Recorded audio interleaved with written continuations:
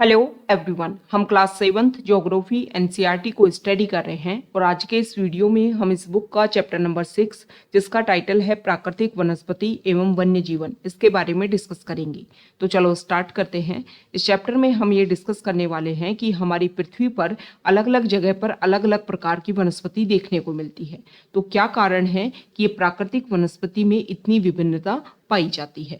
Chapter को start किया है एक एग्जाम्पल के साथ में कि सलीमा नाम की एक गर्ल है, वो अपने सहपाठियों के साथ में गर्मियों की छुट्टियों में हिमाचल प्रदेश में जो मनाली है वहां पर घूमने के लिए जाती है।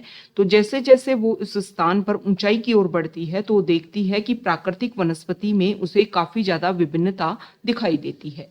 तो इस एग्जाम्पल के थ्रू आपको ये समझाने की कोशिश की गई है कि किसी भी स्थान की जो ऊंचाई है और वहां पर जो वनस्पति पाई जाएगी, इन दोनों की जो विशेषताएं हैं वो एक दूसरे से संबंधित होती हैं। ऊंचाई में जैसे जैसे परिवर्तन होगा वैसे वैसे जलवायु में परिवर्तन होता है और जलवायु में जैसे जैसे परिवर्तन होगा वैसे वैसे प्राकृतिक वनस्पति में भी बदलाव आता है। किसी भी जगह की जो वनस्पति है उसकी वृद्धि जो है वो तापमान और नमी पर निर्भर करती है। इसके अलावा किसी भी स्थान की वनस्पति जो है वो ढाल और मिट्टी की परत की मोटाई जैसे कारकों पर भी निर्भर करती है। तो इन घटकों में अंतर के कारण मतलब कहीं पर ये जो घटक हैं वो ज्यादा पाए जाए, मतलब तापमान और नमी कहीं पर ज्यादा पाई जाए, कहीं पर कम पाई जाए, कहीं पर ढाल जो है वो ज्यादा हो, कहीं पर मिट्टी की परत की मोटाई कम हो, इन सभी में जैसे जैसे अंतर कम और ज्यादा होता है उसी के बेसिस पर किसी भी स्थान की प्राकृतिक वनस्पति की सघनता और प्रकार में भी परिवर्तन देखने को मिलता है। तो ये हमने कारण डिस्कस किए हैं जिसकी वजह से हमारी पृथ्वी पर अलग अलग जगह पर अलग अलग प्रकार की वनस्पति देखने को मिलती है। अब मुख्यतया जो भी वनस्पति है उसको हम 3 श्रेणियों में बांट सकते हैं। तो पहली श्रेणी है वन, जहां पर ऐसी जगह जहां पर आपको उपयुक्त तापमान दिखे और परिपूर्ण वहां पर वर्षा होती हो, तो उन क्षेत्रों में वन जो है वो उगते हैं और ये वन जो है वो सघन वन और खुले वन दोनों के रूप में विकसित हो सकते हैं। नेक्स्ट कैटेगरी है प्राकृतिक वनस्पति की और वो है घास स्थल। जहां पर मध्यम वर्षा होती है वहां पर घास स्थल विकसित होते हैं। थर्ड कैटेगरी है कांटेदार झाड़ियां। तो जहां पर शुष्क क्षेत्र होते हैं मतलब मरुस्थलीय जैसी सिचुएशन कंडीशन होती है वहां पर कांटेदार झाड़ और झाड़ियां जो हैं वो विकसित होती हैं। तो यहाँ पर बताया गया है कि प्राकृतिक वनस्पतियों के प्रकार में बदलाव का मुख्य कारण जलवायु का बदलाव है। मतलब हमारे विश्व में अलग अलग प्रकार की जलवायु अलग अलग जगह पर देखने को मिलती है और उसी जलवायु के बेसिस पर फिर उन जगह पर अलग अलग प्रकार की वनस्पति देखने को मिलती है। तो यहाँ पर सबसे पहले बताया गया है वनों के बारे में, जो अभी हमने 3 कैटेगरी में बांटा ना। तो सबसे पहले हम डिस्कस करेंगे वन, कि वन जो है वो कहाँ कहाँ पर हमारी पृथ्वी पर देखने को मिलते हैं और उनमें क्या क्या अलग अलग अंतर देखने को मिलता है। तो यहाँ पर बताया गया है सबसे पहले उष्णकटिबंधीय सदाबहार वन। इन वनों को उष्णकटिबंधीय वर्षा वन भी कहते हैं। ये घने वन जो हैं वो भूमध्य रेखा और उष्णकटिबंध के आसपास वाली जगह पर पाए जाते हैं। मतलब आप सभी को पता है कि हमारी पृथ्वी पर 0 डिग्री अक्षांश वो काल्पनिक रेखा जो पृथ्वी को 2 बराबर भागों में बांटती है, और आप सभी को पता है कि भूमध्य रेखा के आसपास वाला जो रीजन है उसको हम उष्णकटिबंधीय वाले रीजन के नाम से जाते हैं, क्योंकि यहाँ पर जो टेम्परेचर है वो काफी ज्यादा देखने को मिलता है। ये क्षेत्र जो है ये गर्म होते हैं और पूरे वर्ष यहाँ पर जो अत्यधिक वर्षा देखने को मिलती है। चूंकि यहाँ का जो मौसम है वो कभी शुष्क नहीं होता, इसलिए यहाँ के पेड़ों की जो पत्तियां है वो पूरी तरह कभी भी नहीं झड़ती है। मतलब हमेशा यहाँ के जो पेड़ हैं वो आपको ग्रीन दिखाई देंगे, इसलिए इनको सदाबहार कहते हैं। काफी घने वृक्षों की मोटी वितान के कारण दिन के समय भी मतलब यहाँ के पेड़ जो है ना वो इतने घने होंगे उष्णकटिबंधीय वाले क्षेत्रों में कि आपको सूर्य के प्रकाश जो है वो धरती तक पहुंच ही नहीं पाता है। वन के अंदर नहीं पहुंच पाता है। तो आमतौर पर यहाँ पर कठोर काष्ठ मतलब जिनकी जो लकड़ियां हैं वो काफी ज्यादा मजबूत, जैसे कि रोजवुड, आबनूस, महोगनी आदि प्रकार के वृक्ष आपको यहाँ पर देखने को मिलते हैं। तो जो वनों के प्रकार हैं, जो भी अलग अलग कैटेगरी हैं, उनमें किस प्रकार की वनस्पति और हर प्रकार की कैटेगरी में 1-2 मुख्य जो वनस्पति है उनके नाम भी आपको याद होने चाहिए, क्योंकि बहुत बार इस तरीके के क्वेश्चन पूछ ले जाते हैं। किसी स्पेसिफिक वृक्ष का नाम आपको दे देंगे और पूछ लेंगे कि किस प्रकार की जगह पर किस प्रकार की वनस्पति में ये देखने को मिलता है। तो ब्राजील दक्षिण अमेरिका में कंट्री है, दक्षिण अमेरिका जो कॉन्टिनेंट है, महाद्वीप है, वहां पर है ब्राजील कंट्री। तो ब्राजील में जो उष्णकटिबंधीय सदाबहार वन जो है वो इतने विशाल हैं कि इनको पृथ्वी के फेफड़े की तरह जो है इनको माना जाता है। तो ये यहाँ पर आपको इमेज के थ्रू दिखा रखा है उष्णकटिबंधीय सदाबहार वन। इतने गहन होते हैं, पत्तियां हमेशा यहाँ पर देखने को मिलती है, इसलिए इनको सदाबहार बोलते हैं। ओके, एनाकोंडा विश्व का सबसे बड़ा सांप उष्णकटिबंधीय वर्षा वन में पाया जाता है और यह मगर जैसे बड़े जानवर को मार और खा सकता है। ओके, नेक्स्ट वन की कैटेगरी है उष्णकटिबंधीय पर्णपाती वन। उष्णकटिबंधीय पर्णपाती वन जो है वो मानसूनी वन होते हैं जो भारत, उत्तरी ऑस्ट्रेलिया और मध्य अमेरिका के बड़े हिस्सों में पाए जाते हैं। इन क्षेत्रों में मौसमी परिवर्तन होते रहते हैं। जल संरक्षित करने के लिए शुष्क मौसम में जब बारिश नहीं हो रही होती है तो यहाँ के वृक्ष जो हैं वो अपनी पत्तियों को झाड़ देते हैं, क्योंकि हम साइंस में आप ये डिस्कस कर चुके हो कि वृक्ष की जो पत्तियां हैं उनसे वाष्प का उत्सर्जन होता है और इसकी वजह से पानी की हानि देखने को मिलती है पेड़ पौधों में। तो क्या करते हैं, पत्तियों को ये झाड़ देते हैं शुष्क मौसम में, ताकि पानी का जो है वो कम से कम हानि देखने को मिले। इन वनों में पाए जाने वाले दृढ़ काष्ठ वृक्षों में साल, यहाँ के जो वृक्ष हैं वो पत्तियां झाड़ देते हैं, और यहाँ पर भी मजबूत लकड़ी वाले वृक्ष जिसमें साल, सागवान, नीम और शीशम भी पाए जाते हैं। और यहाँ के जो वृक्ष हैं उनका उपयोग हम फर्नीचर, यातायात और निर्माण सामग्री बनाने के लिए किया जाता है। इन प्रदेशों में जो जानवर पाए जाते हैं उनका नाम है बाघ, शेर, हाथी, गोल्डन लंगूर और बंदर आदि। तो यहाँ पर ये इमेज के थ्रू आपको दिखा रखा है, ये है गोल्डन लंगूर और ये बाघ, ये उष्णकटिबंधीय पर्णपाती वन। नेक्स्ट है शीतोष्ण सदाबहार वन। तो शीतोष्ण सदाबहार वन जो है वो मध्य अक्षांश के तटीय प्रदेशों में स्थित है। ये सामान्यतः महाद्वीपों के पूर्वी किनारों पर पाए जाते हैं। जो हमारे महाद्वीप है ना उनके पूर्वी किनारों पर पाए जाते हैं, जैसे कि दक्षिणी पूर्वी अमेरिका, दक्षिणी चीन और दक्षिणी पूर्वी ब्राजील। यहाँ पर बांज, चीड़ और यूकेलिप्टस जैसे दृढ़ एवं मुलायम दोनों प्रकार के पेड़ पाए जाते हैं। मतलब दृढ़ लकड़ी वाले, मजबूत लकड़ी वाले पेड़ भी और कोमल लकड़ी वाले पेड़, दोनों ही प्रकार के पेड़ जो हैं वो यहाँ पर पाए जाते हैं। नेक्स्ट है शीतोष्ण पर्णपाती वन। उच्च अक्षांश की ओर बढ़ने पर, उच्च अक्षांश मतलब ये हमारी पृथ्वी, ये आपको 0 डिग्री अक्षांश, और आप सभी को पता है कि यहाँ पर मैक्सिमा है 90 डिग्री अक्षांश, जिसको आप उत्तरी ध्रुव के नाम से जानते हैं। और सेम इसी तरीके से 90 डिग्री दक्षिणी अक्षांश जो है जिसको आप दक्षिणी ध्रुव के नाम से जानते हैं। तो ये है निम्न अक्षांश। इनसे आप जैसे जैसे उच्च अक्षांशों की तरफ बढ़ते हो, मतलब आप यहाँ पर देखो ना, 0 से 1 2 3 4 5 6 इस तरह 90 तक आप जाओगे तो ये उच्च अक्षांश ही हुई। तो उच्च अक्षांशों की ओर बढ़ने पर अधिक शीतोष्ण पर्णपाती वन देखने को मिलते हैं। ये उत्तरी पूर्वी अमेरिका, चीन, न्यूजीलैंड, चिली और पश्चिमी यूरोप के तटीय प्रदेशों में पाए जाते हैं। ये अपनी पत्तियां जो है वो शुष्क मौसम में झाड़ देते हैं। तो यहाँ पर आपको लग रहा है कि उत्तरी पूर्वी अमेरिका की बात की जा रही है, चीन की बात की जा रही है, फिर आपने बात कर दी किसकी, न्यूजीलैंड की और चिली की। न्यूजीलैंड और चिली तो दक्षिणी जो गोलार्ध है उसमें पाए जाते हैं। यहाँ पर आपका ऑस्ट्रेलिया है, ऑस्ट्रेलिया के इधर जो है न्यूजीलैंड है, और यहाँ पर आपका जो साउथ अमेरिका कॉन्टिनेंट है, साउथ अमेरिका कॉन्टिनेंट में यहाँ पर जो है वो चिली है।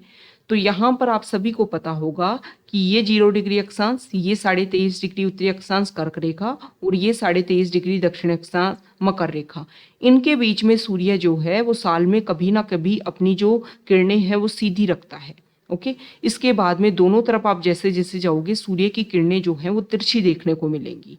तो जिस तरीके से 0 डिग्री अक्षांश से उत्तर की तरफ आप जाओगे, जैसा टेम्परेचर आपको यहाँ पर देखने को मिलता है, लगभग वैसा ही टेम्परेचर आपको दक्षिण गोलार्ध में भी जैसे जैसे आप साउथ की तरफ जाओगे देखने को मिलता है।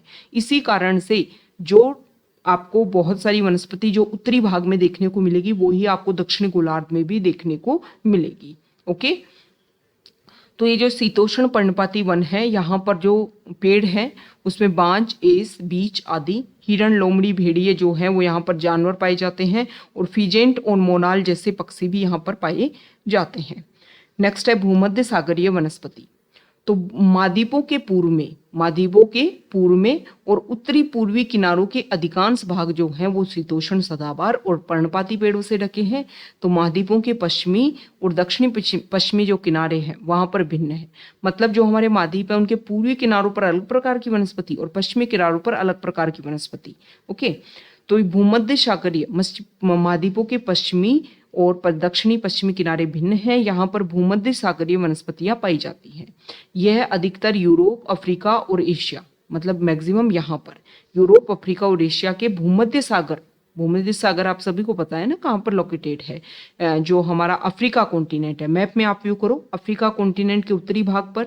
और अगर हम बात करें तो एशिया का जो वेस्टर्न पार्ट है, जहाँ पर हमारा पश्चिमी एशिया वाला रीजन है, उस वहाँ पर, उसके पश्चिमी एशिया के भी पश्चिमी पार्ट पर, और जो यूरोप है उसके दक्षिणी पार्ट पर भूमध्य सागर लोकेटेड है। तो भूमध्य सागर का जो समीप वाला रीजन है, यूरोप, एशिया और अफ्रीका कॉन्टिनेंट का, वहाँ पर ये वनस्पति पाई जाती है और इसीलिए इसका नाम भी भूमध्य सागरीय वनस्पति पड़ा। ये वनस्पति भूमध्य सागर के बाहरी देशों, जैसे कि अलग अलग जगह, और अगर हम देखें तो संयुक्त राज्य अमेरिका का जो कैलिफोर्निया वाला रीजन है, कैलिफोर्निया आपको पता है कि उत्तरी अमेरिका जो कॉन्टिनेंट है उसमें इस तरीके से अगर हम देखें तो यहाँ पर जो है वो कैलिफोर्निया जो है वो लोकेटेड है। तो यहाँ पर संयुक्त राज्य अमेरिका में दक्षिणी पश्चिमी अफ्रीका, दक्षिणी पश्चिमी दक्षिणी अमेरिका और दक्षिणी पश्चिमी ऑस्ट्रेलिया में भी पाई जाती है।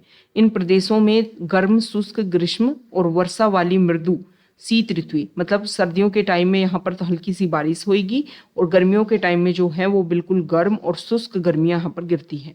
इन क्षेत्रों में आमतौर पर संतरा, अंजीर, जैतून और अंगूर जैसे नींबू वंश के, मतलब सिट्रस फल जो हैं वो यहाँ पर पाए जाते हैं, क्योंकि लोगों ने अपनी इच्छा अनुसार कृषि करने के लिए यहाँ की प्राकृतिक वनस्पति को हटा दिया है। यहाँ पर वन्य जीवन जो है वो काफी कम देखने को मिलता है भूमध्य सागरीय वनस्पति में। अब हम बात कर लेते हैं शंकुधारी वनों की। तो उत्तरी गोलार्ध के उच्च अक्षांशों पर, मतलब 50 डिग्री उत्तरी अक्षांश से 70 डिग्री उत्तरी अक्षांश तक जब आप जाते हो तो आपको भव्य शंकुधारी वन पाए जाते हैं। इनको टैगा भी बोलते हैं। ये वन जो है वो अधिक ऊंचाई पर भी पाए जाते हैं। इन्हीं वृक्षों को जो है वो, जो अभी हमने एग्जाम्पल देखा था ना शुरुआत में, सलीमा, उन्होंने हिमालय में प्रचुर मात्रा में देखा था शंकुधारी वनों को। शंकुधारी मतलब इस तरीके से शंकु के रूप में जो है वो पाए जाते हैं। इस तरीके से उनका तना है और उनकी जो टहनियां हैं वो इस तरीके से झुकी हुई हैं। ये लंबे नरम काष्ठ वाले सदाबहार वृक्ष होते हैं शंकुधारी वन। इन वृक्षों के काष्ठ का उपयोग जो है वो लुगदी बनाने के लिए किया जाता है और सामान्य तथा अखबारी कागज बनाने के लिए काम आती है। नरम काष्ठ का उपयोग माचिस और पैकिंग के बक्से बनाने के लिए भी किया जाता है। चीड़, देवदार आदि इन वनों के मुख्य पेड़ हैं। यहाँ सामान्यतः रजत लोमड़ी, मिंक, ध्रुवीय भालू जैसे जानवर पाए जाते हैं।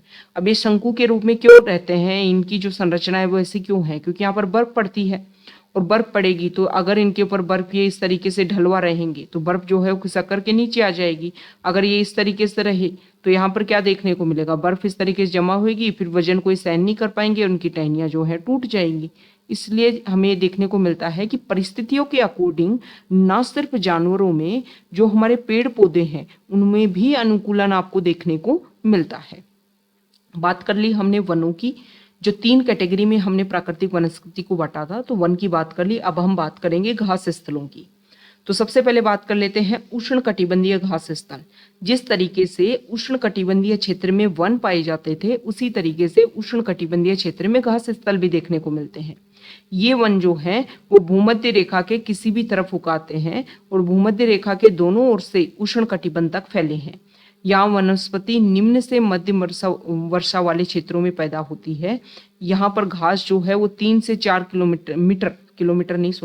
मीटर की ऊंचाई तक बढ़ जाती है और अफ्रीका का सवाना घास स्थल इसी प्रकार का है। सामान्य रूप से उष्ण कटिबंधीय घास स्थल में हाथी, जेब्रा, जिराफ, हिरण, तेंदुआ आदि जानवर देखने को मिलते हैं। नेक्स्ट है शीतोष्ण घास स्थल। तो शीतोष्ण घास स्थल जो है वो मध्य अक्षांशीय क्षेत्रों और महाद्वीपों के भीतरी भागों में पाए जाते हैं। यहाँ की घास आमतौर पर छोटी और पौष्टिक होती है और शीतोष्ण प्रदेशों में सामान्यतः जंगली भैंस, बाइसन, एंटीलोप पाई जाते हैं। ओके, तो देखो अभी हमने देखा उष्ण कटिबंधीय घास स्थल। तो उष्ण कटिबंधीय जो घास स्थल है उनको अलग अलग जगह पर अलग अलग नाम से जाना जाता है। जैसे पूर्वी अफ्रीका में इनको हम सवाना बोलेंगे, ब्राजील में इनको कंपोस बोलेंगे और वेनेजुएला में इनको हम लानोस बोलेंगे। इसी तरीके से शीतोष्ण कटिबंधीय घास स्थल जो है उनको भी अलग अलग जगह पर अलग अलग नाम से बोला जाता है।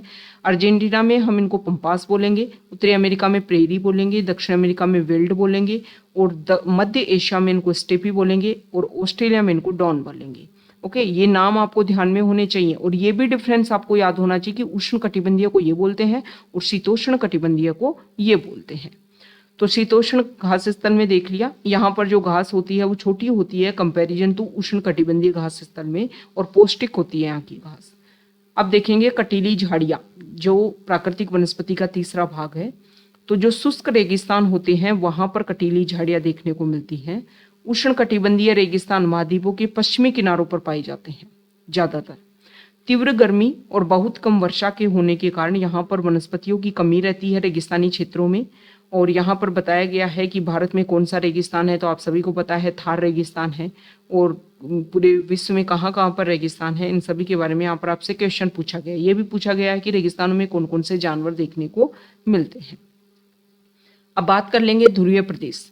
तो देखो, ध्रुवीय प्रदेश में जैसे जैसे आप जाएंगे वहां पर आपको अत्यधिक ठंडा जो है वो देखने को मिलेगा। वहां पर प्राकृतिक वनस्पति जो है वो बहुत ही सीमित, वहां केवल काई, लाइकेन और छोटी झाड़ियां पाई जाती हैं और वो भी सिर्फ ग्रीष्म ऋतु के दौरान विकसित होती हैं, क्योंकि आप सभी को पता है वहां पर तो भयंकर ठंड जो है वो काफी अच्छी लेवल की होती है। इसे टुंड्रा प्रकार की वनस्पति बोला जाता है। ये वनस्पतियां यूरोप, एशिया और उत्तरी अमेरिका के ध्रुवीय प्रदेशों में पाई जाती है।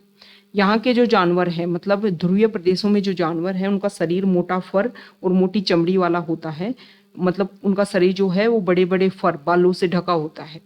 और ये फर जो है और जो उनके शरीर पर मोटी चमड़ी पाई जाती है, ये उनको ठंडी जलवायु में सुरक्षित रखती है। तो अगर हम बात करें ध्रुवीय क्षेत्रों में पाए जाने वाले जानवर, तो उनके नाम है सील, वालरस, कस्तूरी बैल, ध्रुवीय उल्लू, ध्रुवीय भालू और बर्फीली लोमड़ी। अब यहाँ पर कुछ एक बात बताई गई है कि जैसे जैसे पॉपुलेशन बढ़ रही है, जनसंख्या बढ़ रही है, वैसे वैसे जो है वो कृषि और आवास के लिए इन पेड़ों को काटा जा रहा है।